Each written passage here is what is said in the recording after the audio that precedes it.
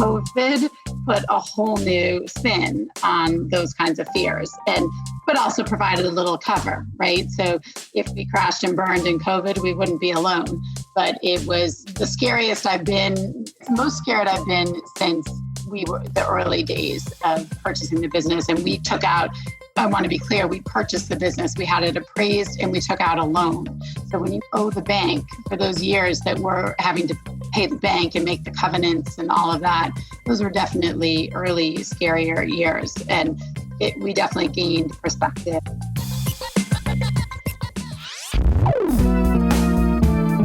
Podcasting from Boulder, Colorado. This is the Baby Got Backstory podcast, where we dive into the story behind the story of today's most inspiring storytellers, creators, and entrepreneurs. I like big backstories, and I cannot lie. I am your host, Mark Gutman. I'm Mark Gutman, and on today's episode of Baby Got Backstory, how a little family fish business in Boston, Massachusetts started in 1906 and is still going strong after 114 years and still run by the family that started it. Today, we are talking with Laura and Peter Ramsden, co-owners of Foley Fish. Foley Fish is a fish processor and distributor of sustainable fresh fish that has been going strong for 114 years. That is not a mistake. 114 years in business selling fish. You don't run into too many businesses that make it past 3 years, let alone 114. And before we get into the episode, I need to do my usual reminder. If you like and enjoy the show, please take a minute or two to rate and review us over at iTunes. iTunes uses these as part of the algorithm that determines ratings on the Apple charts, and ratings help us build an audience, which then helps us to continue to produce this show. And I just realized it may be called Apple Podcasts, and I'm stuck in my old iTunes way. So please go over to Apple Podcasts and rate the show. In 2004, Laura and Peter Ramsden purchased the Foley Fish Company from Laura's parents, Mike and Linda Foley, making them the fourth generation of Foley and first generation Ramsden fishmongers. Laura is even referred to as the mongress. And I don't know about you, but I don't meet or talk with many mongresses. Or is it mongrai? I'm not sure. But what I can tell you is I'm really excited for this episode. Over the past 20 years, Laura and Peter have poured themselves into the business so that Foley Fish will continue for another 114 years. During our conversation, we covered what it's like to work with your spouse, what it's like to get into business for yourself, and sustainability of ocean protein. And this is their story.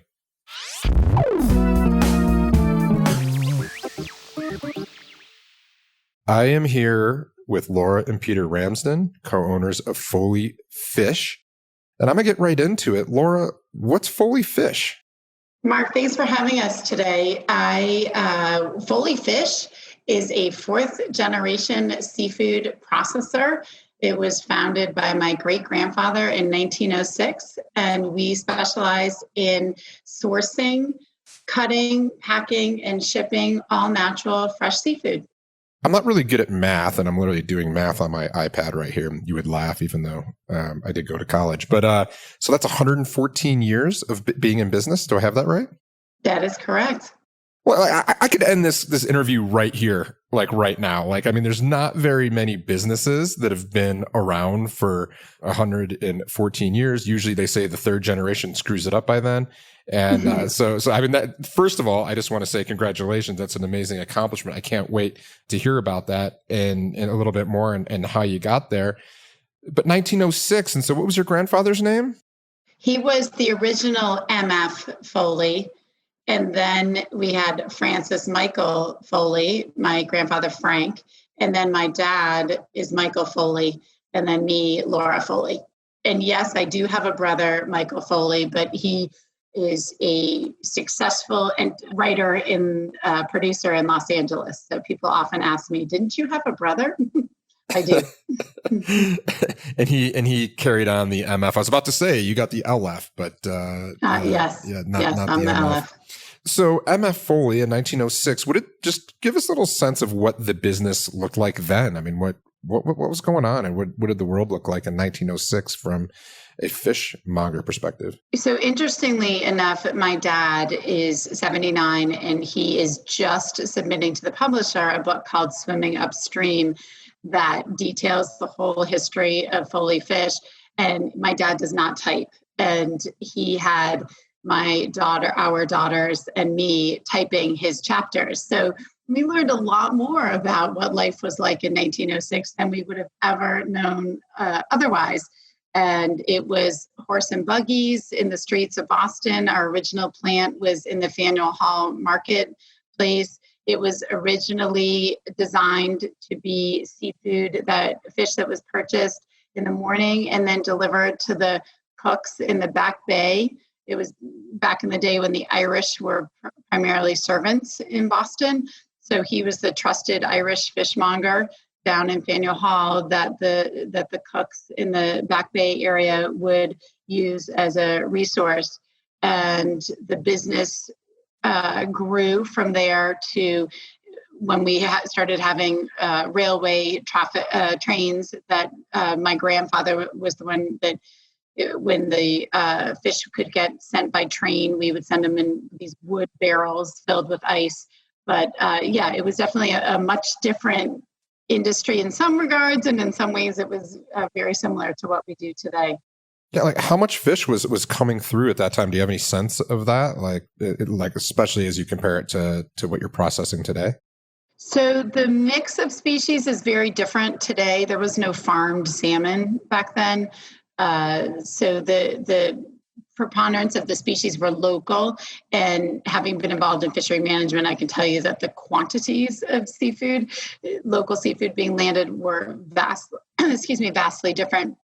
We actually would send out monthly bulletins to all of our customers. And so we have some of those original bulletins, and it's super interesting to see species that were being sold then and the pricing that they were being sold at versus what is available today. So things like actual wild Atlantic salmon was something that was available back in 1906 that is not a commercially viable species now. All of the wild salmon is coming out of places like Alaska and Washington and Oregon now.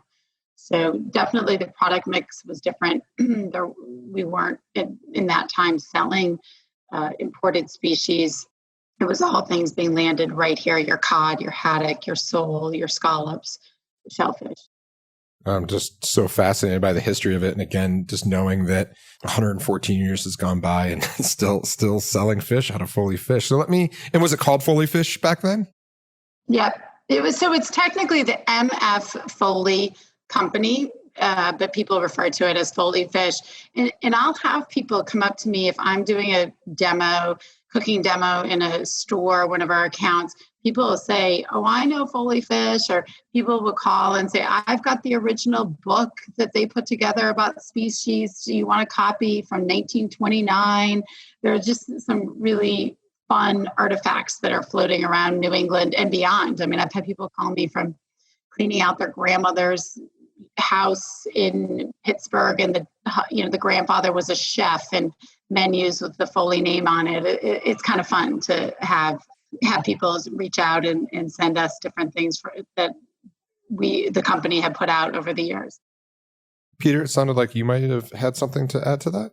Oh, I just was going to offer up that. So you guys have asked about volumes, and so initially, as the lore tells us, it's the history goes, is literally he was selling fish. MF was selling fish out of a push cart, and then horse and buggy up into the Back Bay to the brownstone kitchens and whatnot. But things did clearly grow rapidly with the ability to put product on trains, and then later in the 50s on as the highway system got built out, on trucks. So one of the ways we have of measuring the business was the initial space was just a floor level space in a Flatiron building, as Laura said, in the Faneuil Hall area, that it was being leased. And eventually the company occupied 4 floors of that building and bought the building. So clearly things were going in the right direction. in that first 25 to 30 years. I think the building was originally owned by Harvard, actually. So my great-grandfather felt a lot of pride at being able to buy the building. I bet. Well, one of my favorite questions to kick off an episode, which is going to be funny now to ask this or maybe not, is always like something to the effect of, did you always think you would be a ... And so my question for you is, growing up, did you always think that you were going to be the fishmongress or a fishmonger, or like, what were you thinking? Especially like when you're like 8 and your folks are running this fish business. Did you want to be in the fish business, or did you want nothing to do with it? So interestingly enough, my dad went to college, graduated, worked at Foley Fish for a year, and saw no room for advancement. He had graduated from Harvard, and my grandfather promptly put him as the freezer man. And he said, I think I can do more with my education. So he moved with my mother, and I was a baby, to Chicago. So for the first 10 years of my life, my dad was a commercial lender for Continental Bank. And my mom went back to law school and was an attorney. And I didn't know there was a fish company. So we moved when I was in 5th grade, and it was so that my dad could open the Foley Fish New Bedford plant, because my grandfather saw that there was a great opportunity to sell restaurant quality fish in retail and do a branded Foley program. And I was so angry because my mother's whole family lived in Chicago. I would walk to my grandma and grandpa's every morning for breakfast, and my parents would go to the train. And I thought, he was upending my whole world. So I definitely at 8, 9, and 10 did not think I was going to be a fishmongress. And then I came back to the Midwest to go to college, and then worked in public relations in Chicago, and then public relations in Boston. And I had done work in the summers in high school for Foley's, but no, I didn't think that that's where my path would take me. And I just was thinking about in preparation for the interview. I started working at Foley Fish when I was 14, and now I'm 51, and that is higher math for me as an English major, but that's a lot of years. And I didn't anticipate this being sort of such a bulk of my career, but I definitely felt very, very lucky to be in a career and working on a team of people so committed to a mission and something that I was so passionate about. I think that can be rare, especially for a woman trying to juggle family and career. Yeah. And so what about you, Peter? Did you have a future laid out for you in fish? Were you like, hey, someday I'm going to be the fish guy? Well, clearly when Laura and I started dating, I did know about the fish business, even though she was currently then in public relations. I was a money manager, an investment professional at the time, a business school graduate, and had no intention of getting involved in the seafood processing world. And indeed, there were a lot of jokes at our rehearsal dinner about if I ever lose my financial acumen, that I could, fall back and come to work and put on the rubber boots and come to work in the fish plant. But no, it was not an expectation, and it wasn't until the late 90s, some 20 plus years ago, that my in-laws, Mike and Linda Foley, the third generation owners, approached us to say, they needed an exit strategy, and their primary and best alternative for making that happen would be to sell it to us. And they thought that we'd be a good pair to run it for another generation. That sounds like a lot of pressure, they come to you and they say, you are our only hope. We need, and you already know this thing's been going for 3 generations. I'm sure there's a ton of pride, a ton of not only like internal family pride, but also just the people you take care of at the plant. I know how it goes. And at the business, people that work for you, and you take a real sense of ownership and a sense of family a lot of times with people, and a sense of responsibility. Like, when they came to you and said that, was that like a really great moment, or was it like a, oh no moment? Well, they were fairly straightforward, but also fair about it, in the sense that they said, yeah, we can treat this like a business school case study, and we'll spend the next 3 or 4 months talking about it, and we'll decide whether this business is attractive enough that someday we'd want to own the whole thing. And so no, I do think we always had an option to say no, but it's the more that Laura and I thought about it, the more excited we got about it, and the idea of working together and being owners clearly to us was at the time was greener grass. And I don't ever regret doing what we did, but clearly our lives would be very different. At the time, we were living in Connecticut, and I was telecommuting for Foley Fish, helping out on marketing projects and doing sales calls.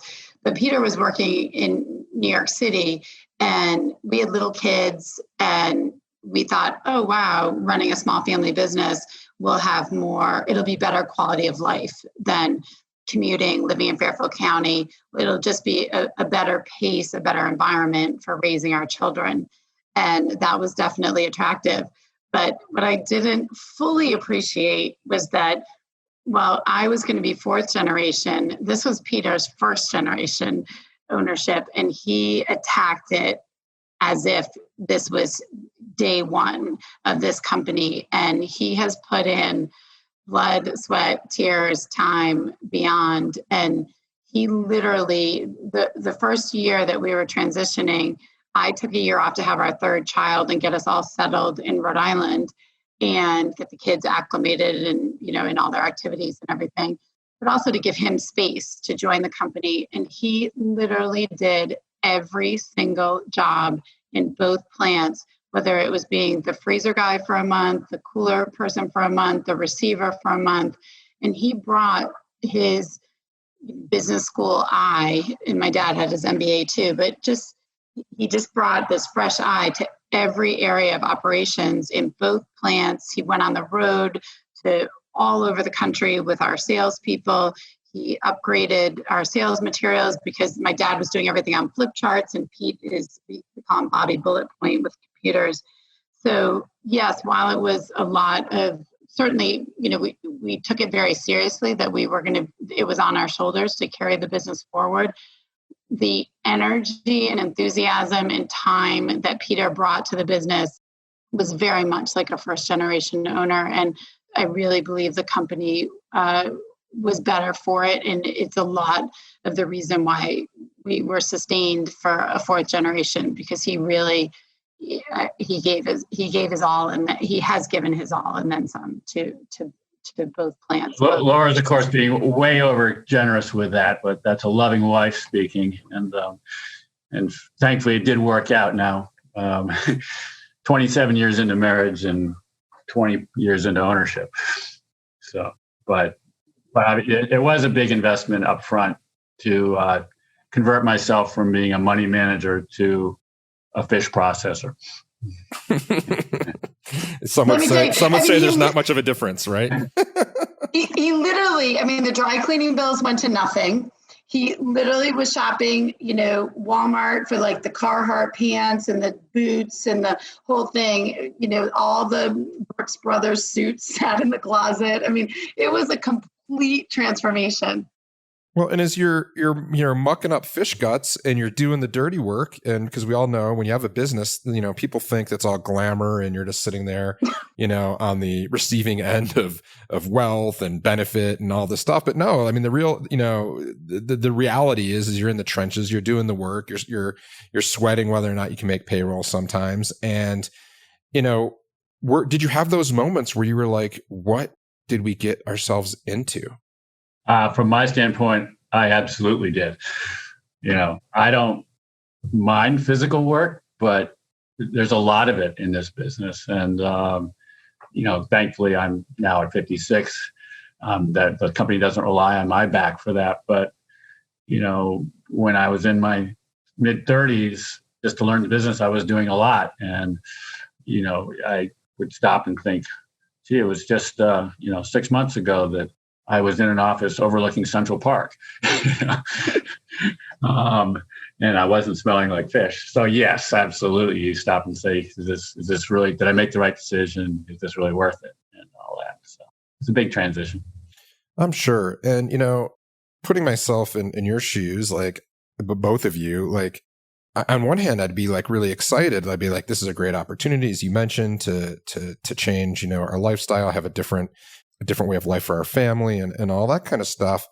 But like, I would also be really scared of like screwing this thing up. Did you ever have any of those feelings? Were you ever thinking to yourself like, what if we mess this up? Like we're the generation that screws up Foley Fish. I wasn't sure who was going to answer that. Of course. I'm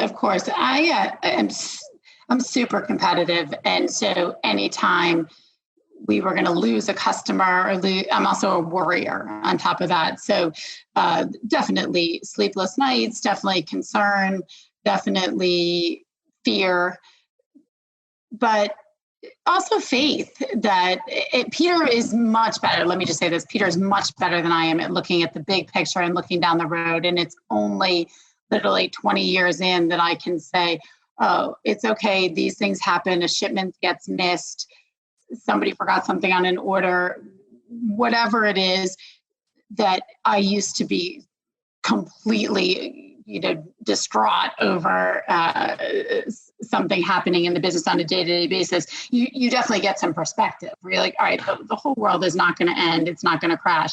Now, that being said, COVID put a whole new spin on those kinds of fears, but also provided a little cover, right? So if we crashed and burned in COVID, we wouldn't be alone.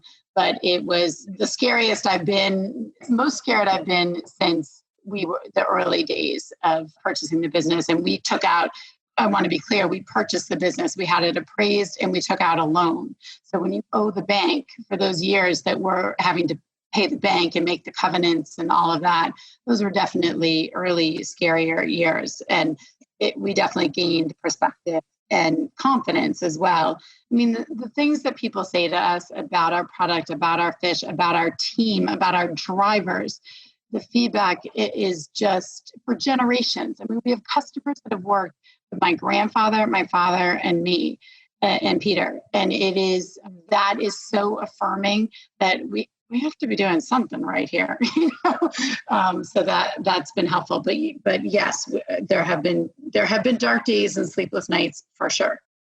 Yeah, and talk a little bit about how COVID's affected the business. Like, what did you see? I have no idea what you're going to say, but I can imagine it going either way. Like, what have you seen on your side of the business? Yeah, our business has transitioned really from the 80s to current, much more focused on restaurants, hotels, country clubs, and resorts. We had a lot of exposure to the businesses that were closing down or being forced to shut down by the governors around the country, while maintaining some really strong, important specialty retail relationships, which kept us going. Thank God. Correct. So we definitely saw a huge fall off towards the end of March in our day-to-day business, and that was as an operating company, two facilities and a total staff of about 85. We were very concerned about how we might find a path forward without the revenues coming in. Yeah, I can imagine it's very scary, and everyone is going through it now. And it's one of these things that we still don't have the answers to, but we're all doing our best. And so I see that, one of the things that you've gone ahead and done is offering more of a direct to consumer product. Is that in response to COVID, or is that in the works prior? Yeah. So I had a friend, people often say, I've got people coming to town. Can I get those crab claws? Can I get some oysters? We sort of have this sort of side hustle with our friends that we'll put a cash sale in and bring them home, whatever they're looking for. But I had a friend say to me, I've got all these kids home, 20-year-olds from 20-somethings from New York and Boston, and the college kids are home. And can you get me some fish? And I thought, that's probably happening everywhere.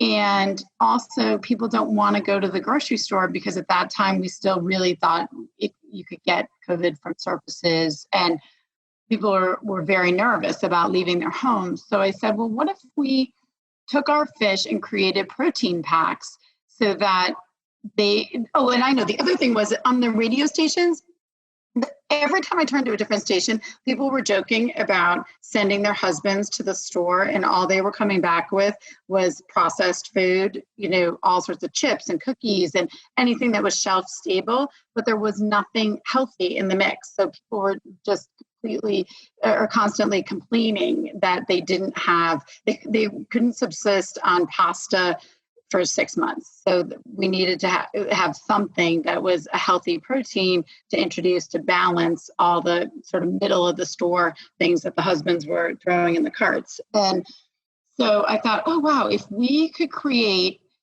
some frozen protein packs that people could keep in their freezer and just pull fish out as they need it, and it would limit the time going to the store, and it would be something that would be helpful during COVID. And I literally put, hey, we have this idea in our little town COVID response Facebook page, and I got immediate response. Please, please, please do it, do it, do it.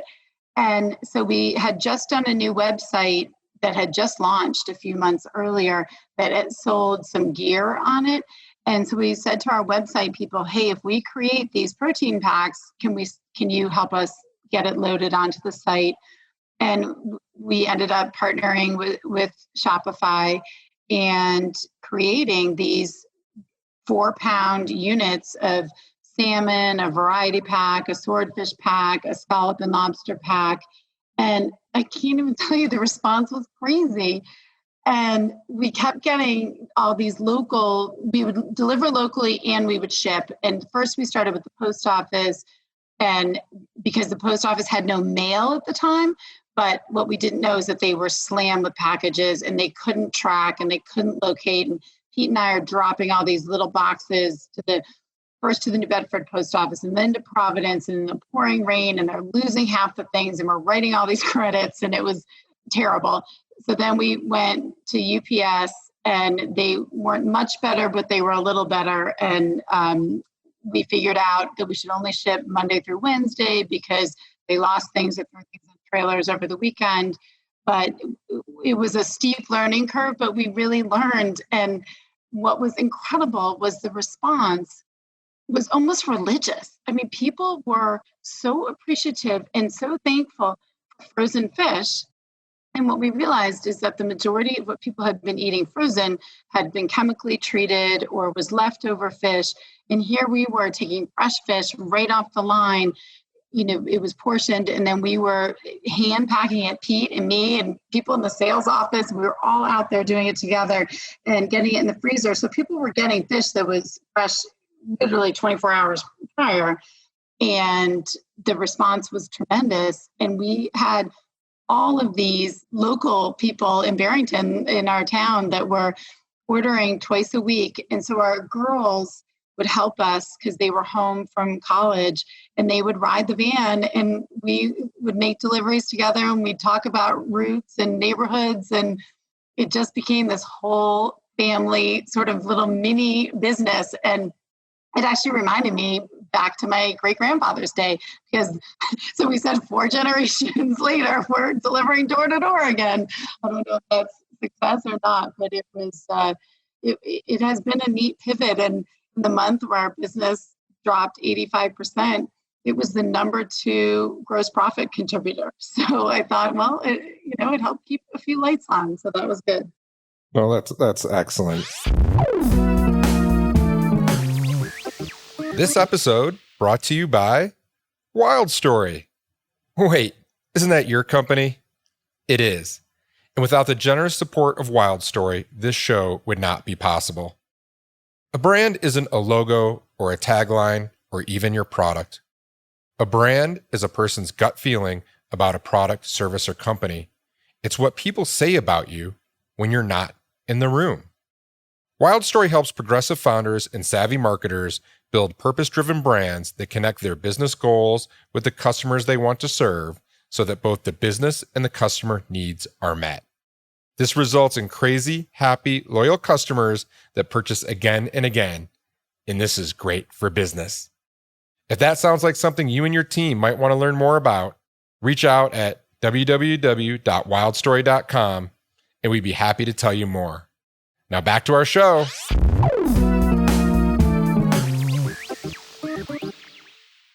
As you were talking, like the thing that jumped out at me was when you mentioned that most people are experiencing chemically treated fish that's maybe not what they think it is. And I don't think, I'm not really well educated on this topic. And I don't think a lot of people are like, what don't we know about fish? Like what's going on that just we're not aware of? So fish is your most perishable protein. And as a result of that, industry practice is to add preservatives, and we don't do that. Let me just start by saying that Foley Fish has always been 100% natural, and we are 100% natural. But sadly, there aren't a lot of regulations in seafood for labeling of additives.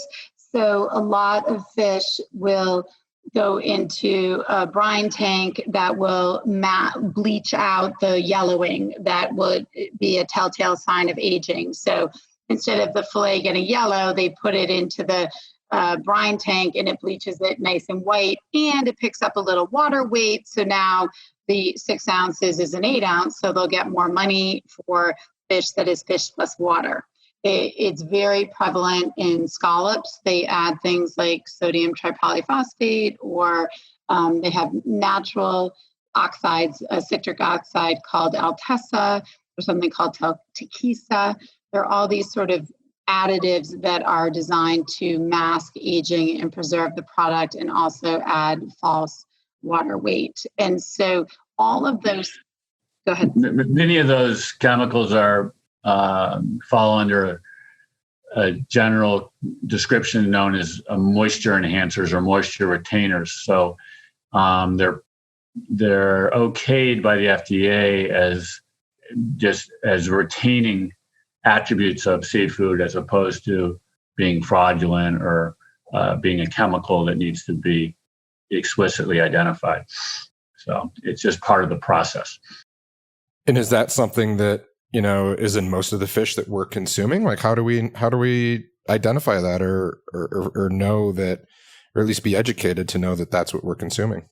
So I think if you're buying fish at the big box retailers, you are probably having that.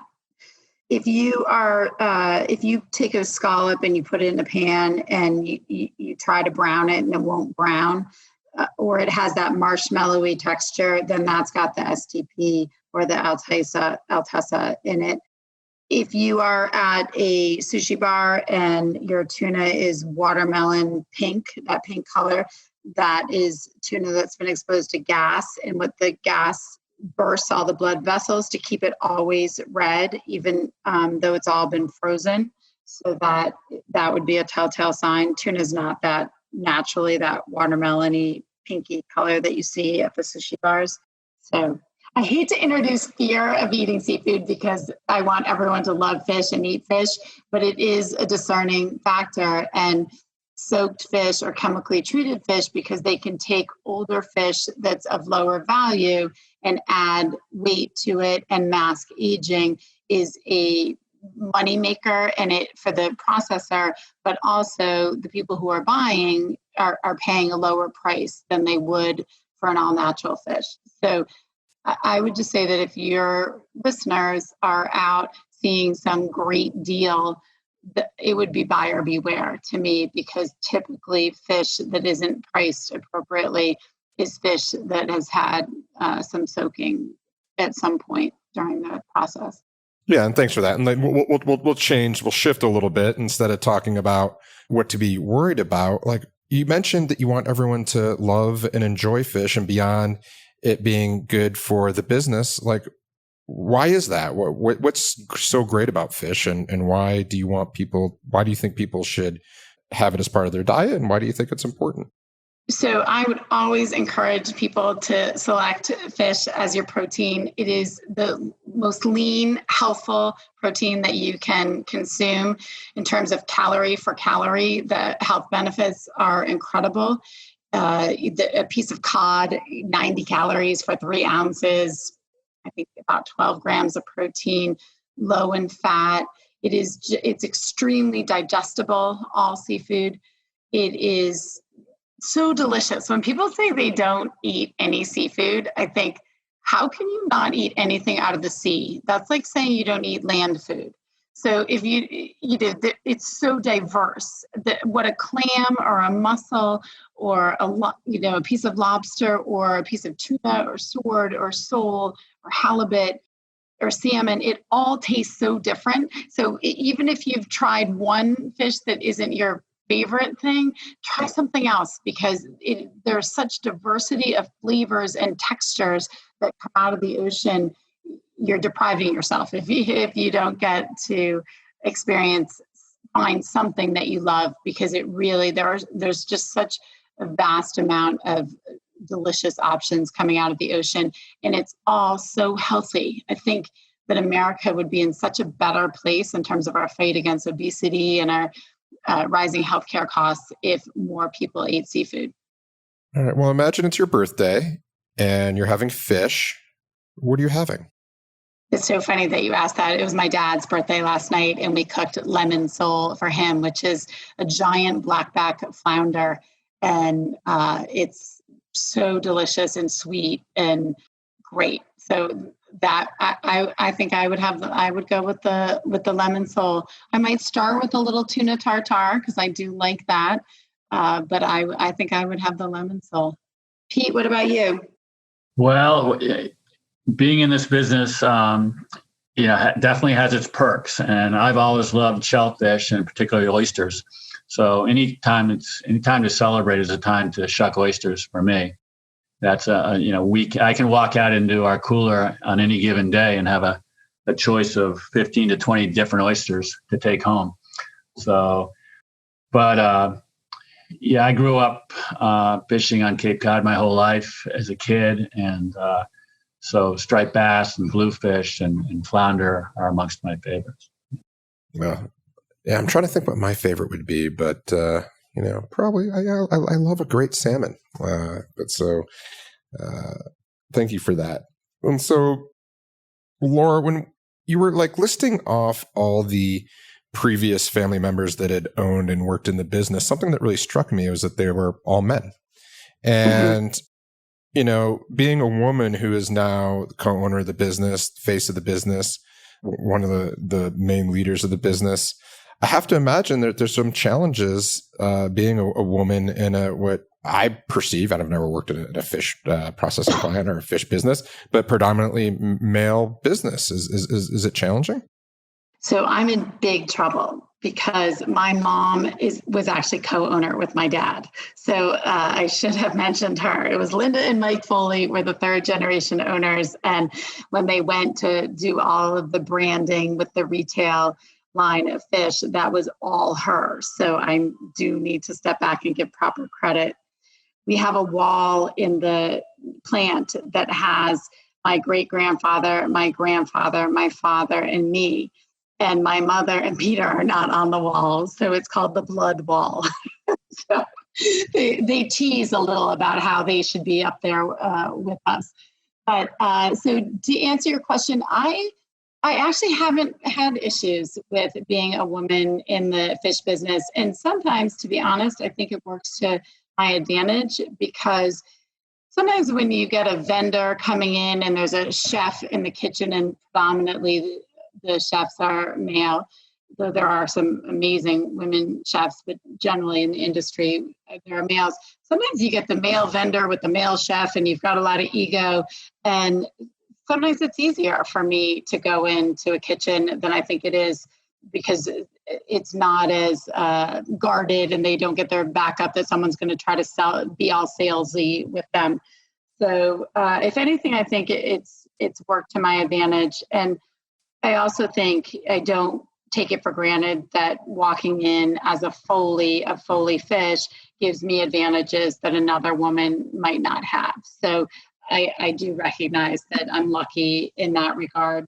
But the people on my team, I work side by side with them out on the floor, and they'll say, "Oh, can I carry that for you? Or can I open that door for you?" or whatever. And no, I've got it. So they don't see me as a sort of this princess who walks around in high heels. I put the boots on and go out there. So I think that's helpful as well. And what about running a business and owning a business with your spouse? And this is for both of you. Like, was there concern there when you took on the business? When I think of opportunities like this with my spouse, I'm always like, I don't know. Or like, it's a moment to think about because it's a really big deal. So what's it like owning a business with your spouse? I'd say it's a risk that we probably didn't really give proper attention to or truly think through. I mean, it could have been disastrous and it could have been the end of our marriage potentially. But thankfully, it didn't go that way. And as we look back upon it, we can say, gee, it really did work out well because we have such complementary skill set. And there was plenty of turf for each to get involved with the business and complement one another. And so, as I said, I get involved much more in management and operations and financial side of the business, and Laura more so on the marketing and sales. Although as a Foley, you're always involved in selling and customer service. But I think that's helped a lot. Laura can also chime in, but I think, we do a pretty good job of trying to turn it off, at the dinner table or over the weekend. The kids would disagree. So, trying to compartmentalize and so make sure that we have time as a couple and not just as business partners. And I would say a couple of things just to add, to echo what Peter said. Distinct division of duties is the key for sure.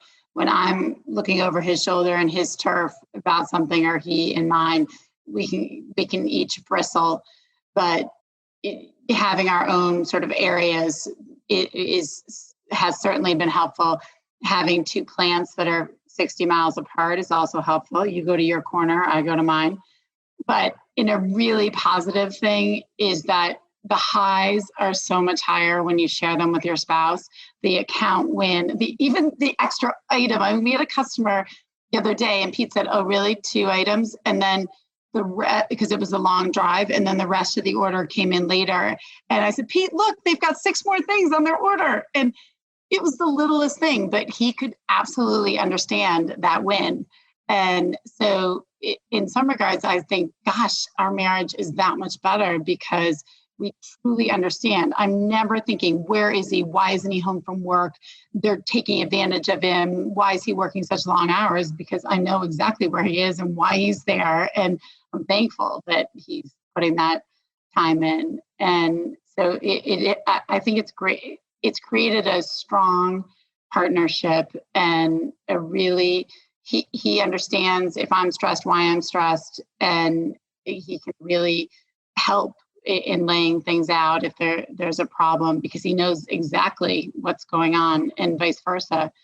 Although he tends to be more the calmer downer that I am, but certainly, we've traveled together, we've given presentations together. We got to go to the Hershey Lodge right before COVID hit and do all these wait staff trainings, and we have a really good time being out there visiting customers and seeing what people are doing with our seafood. And again, I think it really enhances our partnership. So I've been thinking a lot, about businesses that stand the test of time. And one of the things that really keeps coming back that I notice is this idea of relevancy and reinventing the business and staying relevant, that it's not a set it and forget it kind of methodology. It's a constant balance between returning to the core values and the core mission of the business, as well as evolving as the world around the business evolves. And so how do you approach relevancy and keeping Foley Fish relevant? How do you keep it modern yet traditional? Like, how do you approach that? We definitely, doing the new website, which was, an investment that we had to make the decision. Do people really even look at websites? Is it really important? We're fish cutters. Why do we need to have a beautiful website? And it was a super smart decision, especially when COVID hit and we could pivot and had that right in place. That was terrific. But adding products, when we think about should we carry this or shouldn't we carry this, and is there a market for it? Those are all, we're constantly saying, well, we need to do this to stay relevant. So we can't just when my dad's day, we had one oyster. Now we have 15 oysters, and we're telling the different stories of oysters. If we had stayed strict and said, we don't need to have all these oysters from Maine and Canada and Cape Cod and Connecticut, people would have gone elsewhere. So really responding and staying relevant to what your customers are looking for is super important in this business, where chefs and retailers and purchasing agents have choices. So we have to make sure that our company stays relevant by offering goods and services that differentiate us. Back in my day, we only had one oyster. Totally. That's right. I just can imagine that the family table, that conversation. Why do you need so many oysters? And so salmon didn't count. Like, why would you have farmed salmon? That's not a real fish. Now it's like our number one seller. Yeah, we've become much more service oriented too as a company, and that's not that we've always had people who on the customer interface side, but for the longest time, we sold whole fish and fillets and in very basic processing. But as we became more and more involved with high-end hotels and larger group restaurants that were very specific about how they wanted the fish to present on the plate, and it forced us into portioning programs. In effect, with the expertise we have in our facilities, we became custom butchers and fabricating the precise cuts, a 7.5 ounce on the bias square cut salmon portion, or a T-bone 12 to 14 ounce halibut cut. So these are the kind of things that, maybe you expect when you go to your local butcher. But it's something that as we're not a mechanized operation. We're very much a cut to order, specialty fish house. And that has been a pivot for sure to keep us relevant. And kind of in that vein, like what's the role of sustainability? What role does that play at Foley Fish? So when the Sustainable Fisheries Act went in the early 90s, and vast fishing areas were closed, and availability became tight and prices rose, and it was pretty impactful for Foley Fish. My dad said, we've got to get involved so that we understand better what's going on with management and sustaining the fisheries. And so we've actually been involved in fishery management in one way or another since the early 90s, and really trying to understand how we define sustainable and what species we should be promoting and why. And so we've had people working on the Groundfish Advisory Panel that advises the Fishery Management Council on basically the targets and the science around the groundfish stocks here in New England.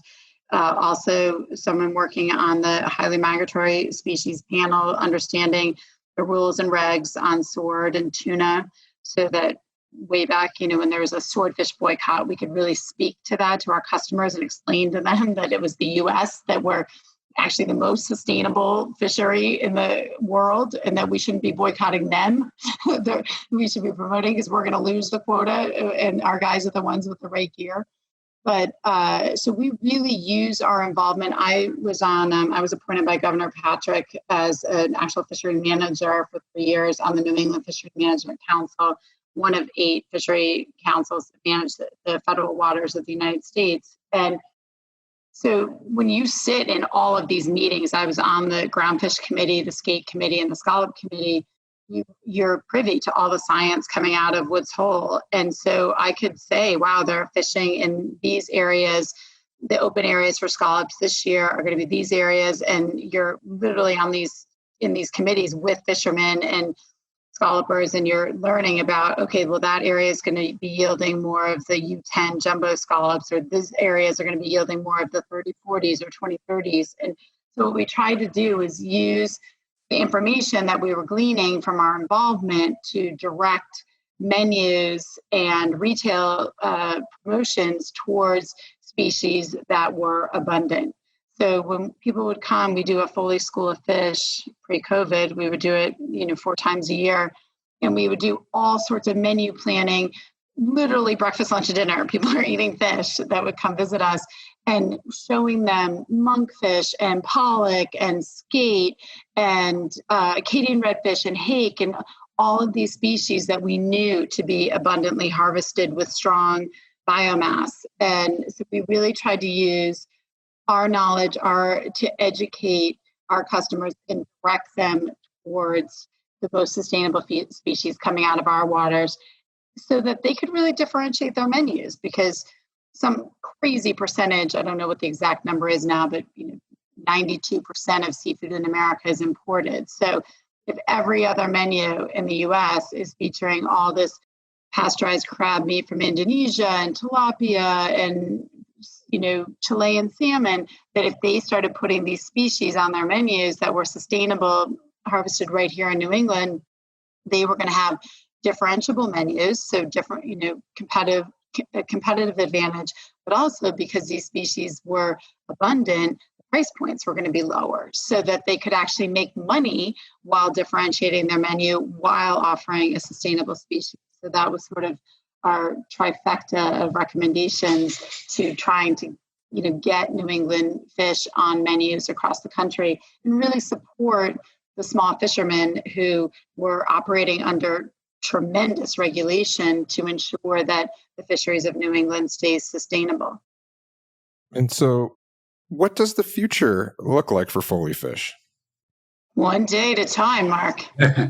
Do you know if the next generation will be targeted to, are you planning that talk where you're going to sit your kids down and say, hey, it's up to you, you're our only hope?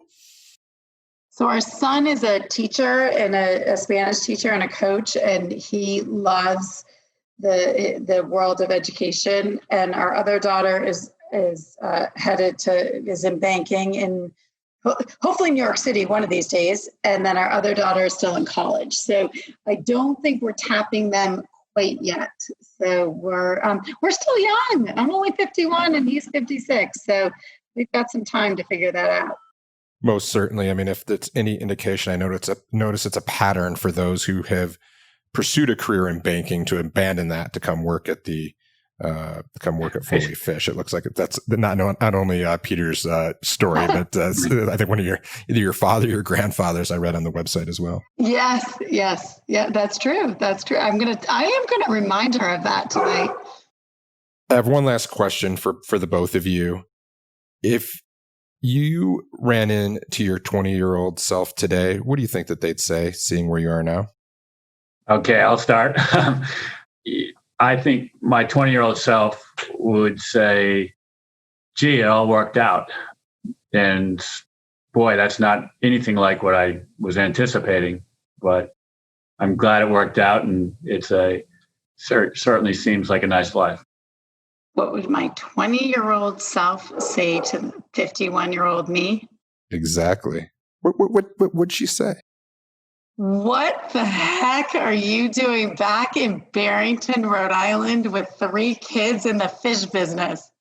She would definitely say that. I told my parents I was never coming back to this small town in Rhode Island and all these people in Rhode Island that work for their family businesses, and they never left. And here I am. So my 20-year-old thought she was so smart. And yet, as Pete said, it's a great life and a great community. And being at this family business that I thought was so somewhere I would never come back to has been just a really wonderful life experience that I feel really now, my 51-year-old self realizes I'm so fortunate to have had this opportunity.